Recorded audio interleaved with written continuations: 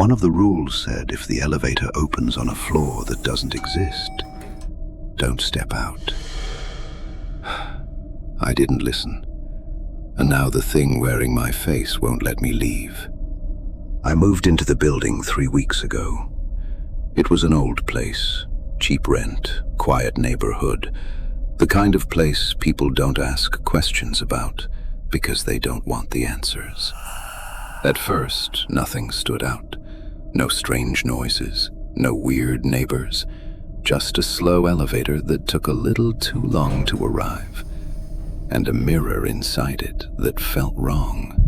Not broken, just delayed, like it needed a second to decide what I looked like. I noticed it the first night. I raised my hand, and for a split second, my reflection didn't. I told myself it was just the lighting. Old buildings do that. Wiring issues, flickers, shadows playing tricks. But then I started noticing something else. The elevator never made a sound. No hum, no cables, no mechanical groan. Just silence. The kind of silence that presses against your ears until you start hearing things that aren't there. And every time I stepped inside, it felt like I wasn't alone. A few nights later, I found the rules. They weren't posted neatly, no sign, no printed sheet. They were scratched, carved into the metal panel beside the buttons, overlapping each other. Some words deeper than others, different handwriting, like multiple people had tried to leave warnings or erase them. I leaned in to read them, tracing the grooves with my eyes. That's when I realized something strange. Some of the lines were written at eye level, others much lower, like someone had been crouching or crawling when they wrote them. The first line was simple. Do not use the elevator after 2 a.m. I smirked. Probably some kids messing around. The second made me pause. If it stops on a floor not listed, keep your eyes on the floor. Then another. Do not look at your reflection for too long. I glanced at the mirror. It stared back, perfectly still this time. Too still. And then the last one, the one that didn't make sense. If you leave, it will learn you. I should have walked away right then, taken the stairs, forgotten about it. But curiosity has a way of sounding like logic when you're alone. That night, at exactly 2:17 a.m., I heard the elevator. Not the sound of it moving, no, just the ding. Soft, clean, right outside my door. I checked the time twice. 2:17. No one in this building should have been using it at that hour. I told myself it was just another tenant, but something felt off. The kind of feeling you get when your brain notices something before you do. I stepped into the hallway. The elevator doors were already open, empty, waiting, and the mirror inside already showed me standing there, even though I hadn't stepped in yet. That's when I should have remembered the rules. Instead, I walked in. The doors slid shut behind me too fast. I reached for my floor. The button didn't respond. I pressed it again. Nothing. Then the elevator moved. Not down, not up. Sideways. I know how that sounds, but I felt it. That shift. Like gravity leaned the wrong way for a second, then settled. The numbers above the door flickered. 1, 3, 7, 2, skipping, repeating, breaking into symbols I didn't recognize. I turned toward the mirror and froze. My reflection wasn't facing me. It was turned slightly, staring into the corner behind me, like it was watching something I couldn't see. I remembered one of the rules. If you feel breathing, it's already too close. And right then, I felt it. Warm, slow, right against the back of my neck. I didn't turn around. I couldn't. But the mirror showed nothing behind me, just me and my reflection, smiling slightly before I did. The elevator stopped with a soft ding. The doors slid open to silence.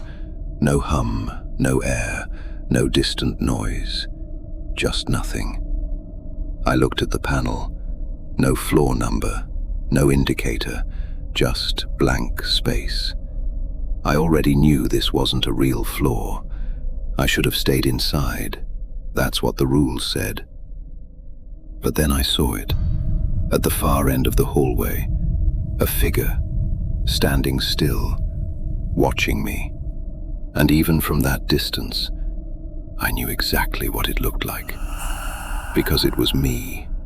Same height, same posture, same face, but wrong. The head tilted slightly too far, the arms hanging too stiff, the smile too slow to feel human. The elevator doors began to close. Panic hit hard. If I stayed, I didn't know what would happen. If I left, I broke the rule. So I made a choice. I stepped out, and the doors shut behind me. Gone. The hallway stretched longer than it should have. Lights flickered but never fully turned on. Every door along the walls was slightly open, just enough to see darkness inside. Not empty darkness, heavy darkness. Like something was standing just beyond the frame, waiting. I took a step forward. The figure at the end didn't move. I blinked, and it was closer.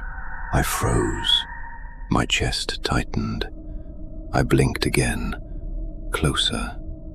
That's when I realized it only moved when I wasn't looking. And behind me, doors started closing, one by one. Each slam echoed down the hallway like something being sealed forever. I ran, didn't think, didn't look back, just ran. The hallway warped, stretching, bending, tightening around me, until I saw another elevator at the far end. Doors open, waiting. I didn't hesitate. I jumped inside and hit every button. The doors closed. That's when I saw the walls. More scratches, deeper this time. Not written, carved. Messages layered over each other. Only one reflection leaves.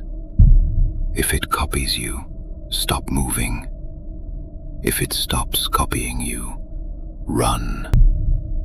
It knows your face now. I looked at the mirror. My reflection stared back, perfectly synced. For a moment, I felt relief. Then it blinked. I didn't. My breath caught. It tilted its head. I didn't. And slowly, it smiled. The elevator dropped fast, too fast. My stomach twisted, ears popping as the lights flickered violently. Then everything stopped. The doors opened. My floor. My building. Normal. Completely normal. I stumbled out, heart racing, sweat cold against my skin. I turned back. The elevator was empty. Mirror still. No scratches. No rules. Like nothing ever happened. My brain trying to process something it couldn't understand. few days later, things started changing. Small things at first. My reflection reacting a fraction too early. My phone showing messages I didn't remember sending. Neighbors looking at me like they recognized something I didn't. One night I checked the security camera footage, just to prove I was losing it. What I saw made it worse. The footage showed me entering the building at 2:17 a.m., smiling, calm, looking directly at the camera. The problem? I was still upstairs, watching it happen. That's when I understood. Something came back with me. Or worse, something went back instead of me. I tried avoiding the elevator after that. Used the stairs, kept my head down, avoided mirrors. But every night at exactly 2:17, I hear it. The ding outside my door, waiting. Last night, I finally looked. The doors opened, and inside, I saw him. Me. Bruised. Tired. But smiling. Calm. Like he belonged here more than I did. He stepped forward slightly and said, in my voice, perfect, unchanged, "You took too long." My chest tightened as he continued, "I've been living your life better than you ever did." Now I don't know what's real anymore. My memories feel edited. My reflection doesn't always follow me. Sometimes it just stands there, watching, like it's waiting for its turn again. It's not trying to copy me anymore. It's trying to replace me. Thanks for sipping tonight's tale with Haunted Brew. Don't forget to subscribe and sleep tight if you still can.